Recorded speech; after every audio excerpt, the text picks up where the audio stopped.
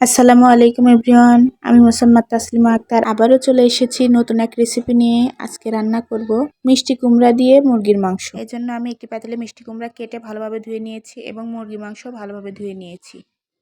এখন রান্নার পালা। আমি আজকে পাতিলে রান্না করব, এই জন্য আমি পাতিল নিয়ে নিয়েছি। এখন পাতিলে পরিমাণ মতো তেল দিয়ে দিব। তেল একটু গরম হয়ে আসলে এর ভিতরে পেঁয়াজ কুচি, রসুন কুচি ও কাঁচামরিচ কুচি দিয়ে দিব। দিয়ে ভালোভাবে নাড়তে থাকবো। এক পর্যায়ে পেঁয়াজগুলো লাল লাল হয়ে আসবে, তখন এর ভিতরে অন্যান্য মশলাগুলো দিয়ে দিব। হাফ চা চামচ দিব গোটা জিরে, 2টা তেজপাতা দিয়ে একটু নেড়ে চেড়ে নিব যাতে পেঁয়াজগুলো পুড়ে না যায়। এরপর 2টা এলাচ, 2টা দারচিনি, 1 চা চামচ আদা বাটা, 1 চা চামচ রসুন বাটা, 1 চা চামচ জিরে গুঁড়ো। আপনারা চাইলে জিরে বাটাও ব্যবহার করতে পারেন। আমি কাঁচা জিরে ব্লেন্ডারে গুঁড়ো করে রাখি। মশলাগুলো দেওয়ার পর একটু ভেজে নিব। আস্তে আস্তে নাড়াচাড়া দিয়ে ভাজতে হবে। লক্ষ্য রাখতে হবে মশলাগুলো যেন পুড়ে না যায়। এখন 1.5 চা চামচ হলুদ গুঁড়ো দিব আর আস্তে আস্তে নাড়তে থাকবো। এরপর 2 চা চামচ মরিচ গুঁড়ো দিয়ে একটু ভেজে নিয়ে সামান্য পরিমাণে পানি দিয়ে দিব। পানি দেওয়ার পর একটু নেড়ে চেড়ে পরিমাণ মতো লবণ দিয়ে দিব। তারপর আমি 1 চা চামচের মতো ধনিয়ার গুঁড়া দিয়েছি। লবণ দেওয়ার পর ঢাকনা দিয়ে রেখে দিব কিছুক্ষণ।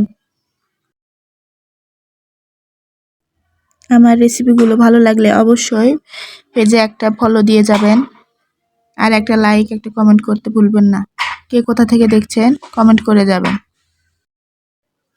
যখন পানিগুলো শুকিয়ে যাবে, উপরে তেলগুলো ভেসে উঠবে, তখন মুরগির মাংসগুলো দিয়ে দিব।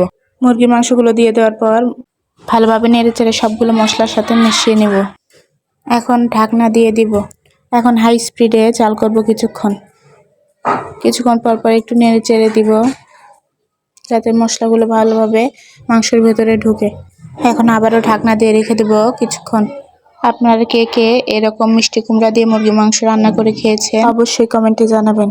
আর যারা ট্রাই করেননি তারা অবশ্যই বাসায় একবার হলেও ট্রাই করবেন। এখন ভালোভাবে কষিয়ে নেওয়ার পর মিষ্টি কুমড়াগুলো দিয়ে দিব। মিষ্টি কুমড়াগুলো দিয়ে দেওয়ার পর ভালোভাবে নেড়ে চেড়ে সবগুলো আবার মিশিয়ে নিব। সবকিছু ভালোভাবে মিশিয়ে নেওয়ার পর এখন মিষ্টি কুমড়ার জন্য 2 চা চামচ আবার লবণ দিয়ে দিব। 1 চা চামচ হলুদ গুঁড়ো দিয়ে দিব। 1 চা চামচ দিব মরিচের গুঁড়ো দিয়ে সবকিছু একটু ভালোভাবে মিশিয়ে পরিমাণ মতো পানি দিয়ে দিব। এখন যে পানিটা দিয়ে দিলাম, এই পানিটা একবারে শেষ পর্যন্ত থাকবে, মানে আমি ঝোল দিয়ে দিলাম। এখন ঢাকনা দিয়ে হাই স্পিডে জাল করতে থাকবো। একটু পর পর নেড়ে চেড়ে দিব, সবকিছু ভালোভাবে মিশিয়ে দিব। আর দেখবো লাউগুলো কি সিদ্ধ হয়েছে কিনা। যখন লাউগুলো সিদ্ধ হয়ে আসবে তখন কে কেমন ঝোল পছন্দ করেন তেমন ঝোল রেখে উপরে ভাজা জিরার গুঁড়া দিয়ে তরকারিটা নামিয়ে নেব। এই তো আমার মিষ্টি কুমড়া দিয়ে মুরগির মাংসের তরকারিটা রেডি। এখন পরিবেশনের পালা। আপনাদের কাছে ভিডিওটি কেমন অবশ্যই কমেন্টে জানিয়ে দিবেন। দেখুন দেখতে কি লোভনীয় লাগছে, মাশাআল্লাহ। আজ এই পর্যন্তই। সবাই সুস্থ থাকবেন, ভালো থাকবেন, আমার জন্য দোয়া করবেন। আসসালামু আলাইকুম।